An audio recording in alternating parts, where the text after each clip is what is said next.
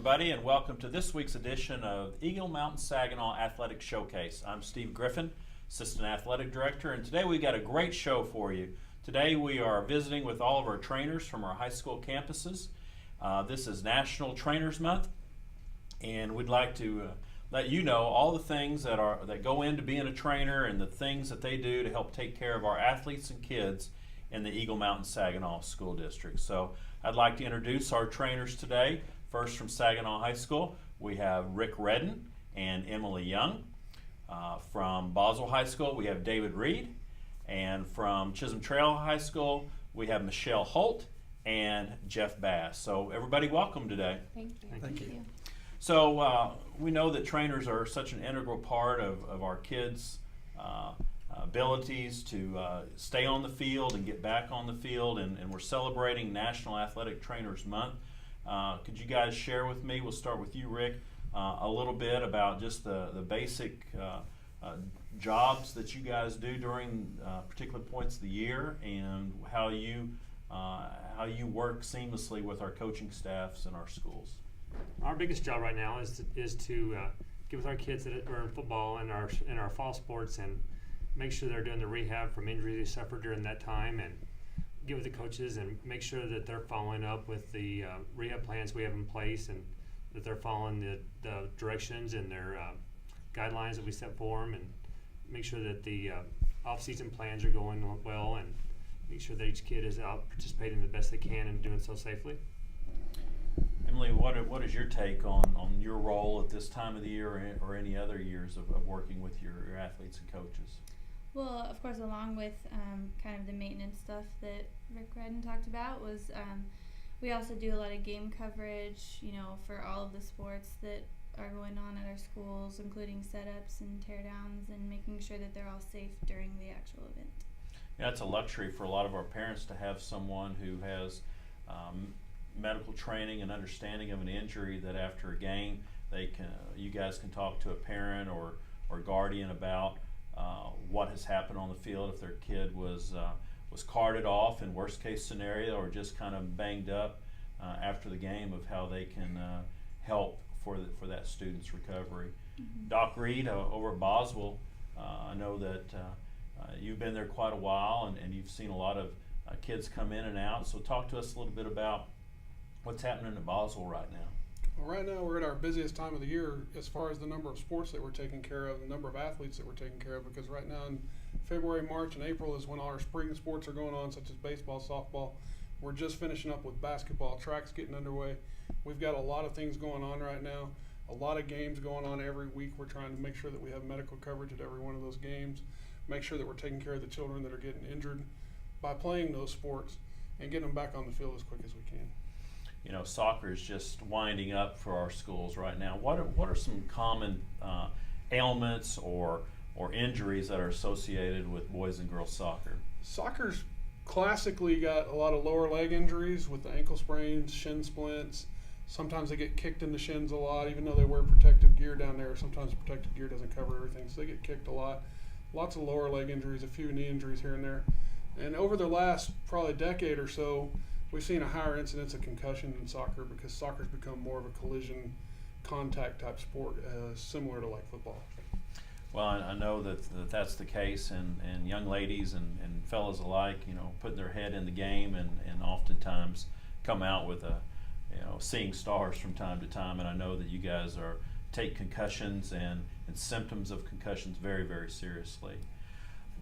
Down here to our friends at Chisholm Trail, and you kind of hear that it's a busy time of the year, and what are some things that you guys are really prepping for next year, because it's not too early to start thinking about next year already. Absolutely. We have already the plan in place for the physicals that are coming up in order to get the athletes ready for next year, and that involves a lot of paperwork, a lot of planning, and making sure that we can do as much as we can efficiently. And I know these guys have been working hard on making things as much electronic as possible, so that it's convenient for the parents and the athletes to get all the necessary UIL paperwork done. And it helps us in order to make sure that we have all their medical information, so that we know how to help them as best as we can. Talk to us a little bit about maybe a situation that came up where a student was was injured, you went to the file per se, or the card, or the document from there, and were able to assist maybe a doctor who was on premises for a football game that night, that there was some other condition that this student the doctor needed to be aware of. Absolutely. I think that there's plenty of situations that having a medical history is very helpful. Even, for example, we talk about concussions a lot. It sometimes manifests itself in worse and more significant ways if there's a history of prior concussion. So we try our best to have any sort of previous injury or illness on file, so that it helps us with anything that might happen Friday night or any other day of the week. Absolutely. Well, Doc Bass is kind of the end of our panel today, and Coach Bass, you've seen things, you've been around for a while, and I mean that in a very positive way. What are some things that you have noticed in the last 5 or 10 years, the evolution of the athletic trainer and the responsibilities and or just the focus that has maybe shifted in injury prevention or injury return to play? I think one of the biggest things, Ms. Griffin, that I've seen is a change in the educational preparation of professional athletic trainers. We have definitely shifted from more of what my generation called on-the-job training, opportunity of having a medical kit and just doing it every single day, to more formalized educational training where young people that are coming out now, they know as much coming out of school that probably I had experienced after my 5th year as a professional in terms of just pure book knowledge and education. So that has been something that I've seen is the professional preparation that athletic trainers have coming right out of school now is exceptional. I think we continue to want to strive to do that. The other piece that I've seen is probably the explosion of the programs. When I started initially, we had 4 sports, and we have 14 now. So it is very, very. We have to be careful that our profession can be very volume oriented, and we don't want it to be that way because it's easy when you're seeing 25 to 30 student athletes a day. Do you want to be the first one that we see or the last one that we see? I think you have to be very careful with that, and so we want to make sure that we can spend that amount of time that we need to take a proper history. Just not to assume that, well, I stepped kind of funny in a hole and I kind of felt this pop in my ankle and, oh, you just have an ankle sprain. But really to do the due diligence with each student athlete that comes in and give them the opportunity. But yet along the way, too, we're having to do a little bit of media damage control because not everything that we are seeing in our training room every day is a concussion. And I think that the media has certainly made us aware, but yet we work very, very hard every day to try to create those educational opportunities with our student athletes and our parents to help them understand that good communication and awareness are the key that make us effective as athletic trainers. Well, I appreciate you saying that, and I mentioned earlier that it's National Athletic Trainers Month, and I know that each of you all belong to that organization. And I know that as a requirement for keeping your license or certification as a trainer, you have to go through professional development each year. Our teachers and coaches go through professional development, and they keep track of their hours. What kind of professional development activities do you guys attend, and where do you find your training at to keep up to date on various treatments for various injuries? And I'll start back with you, Michelle. We have an annual national meeting as well as an annual district meeting in our professional associations, and those are really great ways to get as much education in a short amount of time as you can, especially since with our schedules we don't always have the time during the year, so they're typically in the summer. So they bring the professionals to the table so that we have the ability to learn all sorts of hands-on skills as well as further education in our knowledge and current things that we might need to know to update us. I think in addition to that, we have some really great local resources such as Ben Hogan Sports Medicine clinics and other physicians in the area who are willing to put together opportunities for us to learn from them or other medical professionals. Recently, past summer, we created a partnership with Texas Health, and they've helped fund some training that you guys be able to attend. And so talk to us, David, a little bit about your relationship with various doctors or hospitals or bone and joint clinics that we wind up sending kids to. That may be probably the most interesting and maybe even the most important parts of our job is to be the liaison between the school district and each high school, between each of our individual team doctors. My school, we use Dr. Harris and Texas Orthopedic Specialist. I know Rick uses Dr. Bothwell, which is Texas Health, and then Coach Bass and them, they use Dr. Bush this last year. I think they may be going through some minor changes this next year. But we all have to liaison between those doctors' offices so that we get the best care for our kids when we send them to the doctor. So I can call my team doctor's office and say, I've got a kid with such and such going on. I need to get them in to see this doctor as soon as we can.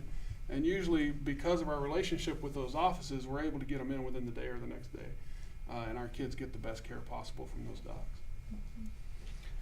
As we are thinking about things that an athlete can do or a parent can do to make sure their kids are in the best athletic shape and frame of mind, what would be some suggestions that you would give kids or their parents about getting kids back in the game or working on their rehab to make sure that their injury doesn't develop any further? I would say a big one would be to communicate. You know, a lot of times, especially kids this age, they try to be tough, and you know, a little problem could snowball into a big problem. And I think if they, you know, come to us and help us talk to them about the little problem, we can kind of stop it in its tracks before it becomes a bigger problem. So I think communication is a big one. Rick, what would you advise parents about when their kid complains of an injury or comes home each day and says, my arm hurts? What would be the first thing you would want to share with that parent? I would think, take a time to listen to your child and see what they're saying to you. A lot of times I have kids that come into our office and say, my mom said, take the Tylenol and let's see how it is in a couple of days. And then they end up coming into our clinic, a week or two later and says, my arm's been bothering me for 2 or 3 weeks. And while sometimes we enjoy taking the challenges to deal with injuries that have been going on for 2 or 3 weeks with no treatment, it's a lot easier for us to deal with those injuries that happen right away. So as a parent, say, go to school and see your athletic trainer. At the middle school, say, get a hold of your coordinators and set something up to come to the high school and see the athletic trainer. And that way we can deal with the injury while it's still fresh, and let's get on top of it and stay out in front of it the whole time. So the parents, I think that's the best thing is let's get out in front of it, and even if you think it's minor, if it's still with you a day or two later, let's go ahead and deal with it. Sometimes we, the uneducated person might throw around 2 terms, trainer, athletic trainer, and in the last few years, those words have somewhat become interchangeable, but that's really not the case, is it, Coach Bass, about the term athletic trainer and trainer, as many people go out and have a trainer, but it's not the same thing. Yes, sir. That's exactly right, Mr. Griffin. What we are excited is the fact that because of the continued direction that our profession has moved from a professional educational preparation standpoint, we really do feel like that designation between athletic trainer and just trainer being a personal fitness trainer, trainer being someone when you go to a workout facility that might assist you. Again, we certainly are not lessening what they do and how they do it, but it tends to create some confusion sometimes, because when the parents or a parent or someone says, well, I went and saw the trainer, then they don't really understand what the designation is. And our profession is still relatively young compared to many, the physical therapy profession, the medical profession. So when they say trainer, there's not a clear understanding of who did you actually see, son? Who did you actually see, daughter? And so for us, helping them understand that the Eagle Mountain Saginaw administration has found it very important that they place the best medical professionals in the athletic setting that they can. So therefore, making sure that the parents understand that these are indeed allied healthcare professionals recognized by the AMA, I think is very important. So that designation for us of athletic trainer, we really tried to bring that forward. And I'd like to say from Coach Barker and the athletic department, we feel like we have the most professional trainers that any high school or district could be blessed with, and we appreciate all the work that you guys do all the time. Want to lead up to a couple of other things that parents may or may not know, and that's basically some legislation that has really impacted sports and high school sports. And at first, a few years ago, was with the concussion protocol of each district setting up an advisory panel or a set of procedures that to deal with concussions. Doc Reed, could you kind of talk a little bit about what goes into that panel, or in us complying with the state law for concussions? The law you're referring to is House Bill 2038, or it was also known as Natasha's Law, named after a young lady who had a pretty severe concussion situation. The law was passed in her name. The basis of the rule was that it was to promote the recognition of concussions, so that every kid who had a concussion, hopefully, would be seen by a medical professional before they return to play. Because the worst thing that could possibly happen is for a kid to have a concussion, go back and play before that concussion's healed, and have another one on top.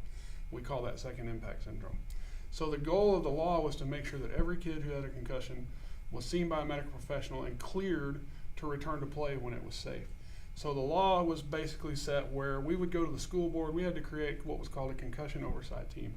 The concussion oversight team was basically arranged through myself and Doc Redden, and then as Chisholm Trail came in, we adopted their team doctors as well on the concussion oversight team, which included all of the athletic trainers in the district plus the team doctors that are trained in concussion management.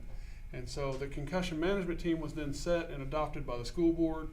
We also adopted a return to play protocol, which was set by the standards of Natasha's Law that basically said you had to return to play with certain standards without having any symptoms of a concussion before you could return to full activity in your sport. That protects the student. It also protects the coach. It also protects the trainers of having some policies and procedures in place so that everybody knows their role and the kid's best interest is at heart rather than game performance from there. We also have some legislation that was enacted last year that has to do with CPR. Rick, can you share a little bit of that in schools? Well, it isn't directly our responsibility. It does impact the athletic trainers and what we're doing with kids in the school. Sure. There was a law that was enacted last year that required that every student at a public high school in the state of Texas be exposed to CPR one time before they graduate. It doesn't necessarily require that they have a certification from an agency, but it requires that they at least see a video and have a chance to practice CPR skills. And what we've done as an athletic training staff in our district is that we've gone to each of the high schools and we have demonstrated CPR with the video and some actual hands-on stuff with our graduating seniors last year, and took a chance to take them all through the skills, practice that in the gym, give a chance for them to practice it, and it was real positive. This year we're doing the same thing. In the spring here, we will be doing that with our seniors here. They'll get a chance to see a video, a chance to practice it, so that when they leave the schools, they'll have a life-saving tool to take with them. So it's a very worthwhile cause, and I think it's a very positive step for our district. You know, our district was designated as a safe schools district, and that is an honor that our district goes and presents our procedures and practices that are in place for a variety of situations, and our district is maybe the only district that has all their high schools safe schools, and that in itself, there's not that many in state or in the nation. David, could you talk a little bit about safe schools? Sure. Safe Schools is an initiative that was put forth by the NATA, and basically it had a set standard of policies and procedures that you had to cover. And if you could cover all of those policies and procedures, and you had to document, Rick and I worked really hard, and Rick especially worked hard on that situation, putting together documentation that we were covering every single one of those policies and procedures under the NATA guidelines for a safe school. And then you had to submit that and be accepted as a safe school from the NATA committee. About 3 or so years ago, we did that as a partners and as a group, and then Chisholm Trail, we brought them in as they came along as well. And we were recognized as 3 first-team NATA safe schools, and at the time, we were 3 of the 6 in the state of Texas that had been done. Since then, I think there's now 18 schools in the state of Texas, and about 200 across the country that are recognized as first-team NATA safe schools. Well, that's evidence that our trainers put in the extra mile in all that they do, and this type of designation is evidence of that for our parents and our students and our coaches to know that not only do we have great procedures in place, that they've been reviewed and are felt like that they're exactly what we need to have happen. So we're winding down our show right now, and I'm going to kind of give each one of you a little chance to kind of tell us some of the, maybe one of the freakiest or weirdest things that you've seen that you've had to treat on a student, and maybe a quick little story about how that happened, and maybe end on something that maybe no one else would probably know. So we'll start with Coach Bass. Doc, you've been around, you've probably seen it all. So what's something that you would have thought, wow, I didn't know that would happen? I was the head athletic trainer at Midland Lee High School. It was the fall of 1983. We were playing Odessa Permian on a typical Odessa Permian Friday Night Lights. We were fortunate to come out on the positive side of the scoreboard and beat them 20-9 in Ratliff Stadium. There was about a minute and a half left in the game, and one of our defensive backs had come over and sat down on the bench and just really didn't think anything about it. And we're about 30 seconds from the game being over. The place is just in bedlam. We had delayed the game because of weather as it was, so it was very unusual circumstances. And the next thing I know, there's a commotion, and this young man has fallen backwards off of the benches and is convulsing. He has no sense at all of anything that's going on. Again, the field is it's bedlam right now. It's coming loose, so we have to ultimately decide at that point what we're going to do. Well, sent a student trainer across the field to gain the emergency medical crew that was there. They brought them back over. The people have just emptied onto the field. We're trying to kind of sort things out on the sidelines in terms of providing care. The young man lapsed into unconsciousness. I go ahead and establish it as his airway. Emergency medical crew comes over. There is no sense that he has any level of consciousness at all. We load him onto the stretcher, put him in the back of the ambulance, and we're on our way to the hospital.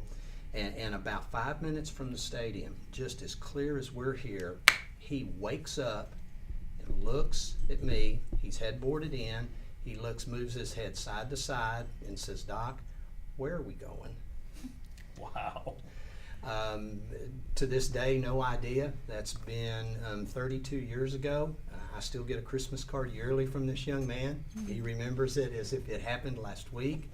But that would be one of the more absolute peculiar things that had a very happy ending. Awesome. A very happy ending. Michelle, you're relatively young in our profession, so anything interesting happened to you this year or recent history that you could share? Doc has plenty more stories, I'm sure, but we've had our fair share of dislocations, more of the little ones like fingers, but in football alone we had 3 elbow dislocations this year, so that was an eventful season, and so to be able to see that as a young professional is a great experience. And so I don't have as maybe many not for those 3 freaky guys stories. there. Well, but when you have the right medical professionals to help, it's definitely, it all turned out to be happy endings as well. So. Doc Reed, what's something kind of interesting that you've seen? My most interesting one was a game when I was the head athletic trainer at Decatur High School. We were playing a game, and I'm not going to mention the school because I'm going to say something poor about them in just a second. We're playing on a very rough field, to say the least. The field had very bad holes and was very rough, and it turns out that there was a metal coat hanger somewhere on the field, somewhere around the 35-yard line, and a kid comes off a varsity game towards the end of the game, and he is just gushing blood from the side of his head over here, and I can't figure out why he's bleeding. It's underneath his helmet. I can't figure out exactly what's happening, but what had happened was that metal coat hanger that was buried in the dirt of this field had actually ripped a piece of his ear off. And so I had a really interesting situation with my team doctor. I had a really great, he's my family doctor. I still see him every time I go to the doctor, that's my doctor. But he was my team doctor in Decatur because we didn't have quite the same level of physicians in Decatur that we have here in the Metroplex. And so we actually sewed that kid up on the field, sewed his ear back to his head, and got him fixed up, and it looked really good. The plastic surgeon couldn't have done any better than my team doctor did. Well, we'll know who to call for any of our cuts and scrapes and repair jobs. All right, Emily. Well, one story that sticks out to me is probably just because it was 1 year, or my first year certified as an athletic trainer, so everything then was a little bit scary. But it was actually during a basketball practice, not a game, and it was when a forward and a guard were both at the basket. One was going up for a layup, the other one was trying to take a charge, and somewhere in the middle they collided, and they both got up. I mean, it was a big collision that kind of startled everybody, and they both got up. They were both bleeding, and they both looked a little confused. One guy came over to me, and he was like, I don't think I have a tooth. I think my tooth's missing. And he was looking around, and the other guy looked up at him. Of course, he was way taller than me, 6'4" or so. The tooth was stuck in his forehead. Oh, wow. So after we got them both cleaned up, we sent the one to get stitches and the other one to the dentist with his tooth, and they're all put back together. Wow, that's a pretty interesting story. We're going to leave the last story to you, Rick, and then we'll close down the show. I guess I was just first starting out, and I was working in, I was the head athletic trainer in Alamogordo, New Mexico. We were playing in Carlsbad, and a kid gets tackled, a receiver goes with the ball like this, gets tackled, his knee grazes across his belly. He's having horrible abdominal pain, and finally I get the doctor on the other side to come over and look at it, and he's like, oh, it's probably just a belly contusion. Well, by halftime, he looks horrible. He's pale and sweating, so he's in shock. So we end up taking him to the doctor, and so we go pick him up after the game at the hospital, and check on him. The doctor's like, I gave him a shot. He's going to sleep all the way back, which is like 4 hours back to Alamogordo. So his mom was there, and she's like, well, we're going to go eat, and we'll meet you guys back in Alamogordo. Well, but if you don't know anything about New Mexico, but between Carlsbad and Alamogordo, there's nothing. We get about 30 minutes away from Carlsbad. He wakes up just screaming and yelling. So we drive really fast. I'm driving the Suburban back. We drive really fast back to Alamogordo, get him to the hospital, and be the parents back by a long time. They take him in for a CAT scan, and he's got a hole in his intestine, and they take him to surgery. He's got peritonitis. He spends 2 weeks in the ICU, and so it was a horrible injury. Well, the good news about all those is there were professional people there to take care of each of those kids in whatever circumstances that presented, whether interesting or very, gut-wrenching and difficult. So again, we'd like to thank all of y'all for being on the show, and we really appreciate all the things that you do, not only for our students, but our coaches and many faculty members oftentimes make it down to your place to have something looked at, and we appreciate you of being our medical professionals on the sidelines in our field houses and gyms. So thanks for watching our show today. We'll be back next week with another EMS Athletic Showcase.